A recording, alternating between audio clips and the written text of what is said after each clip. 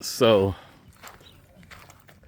Miss Chris, Miss Charles came through, going over things about Hitomi. Told him about Roxy's old fat ass used to hunting here. But anyway, yeah, hopefully soon. I have to remember, bring my tape measure so I can do a measurement of my damn exhaust so I can figure out if it's feasible to use a cat.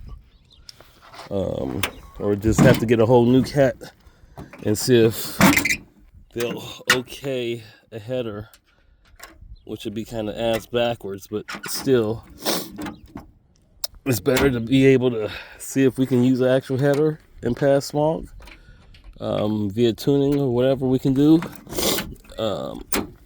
and just go about that way. Oh no, sorry. But if we could go that way, we're good. Cat will be on there, and I'll just be straight. If I have to use stock exhaust with my cat, it'll be straight because I still have it. Air pump is something else. No air pump in sight. And I don't think I have an air pump anymore. I remember the bracket breaking, so I may have lost it and got rid of it.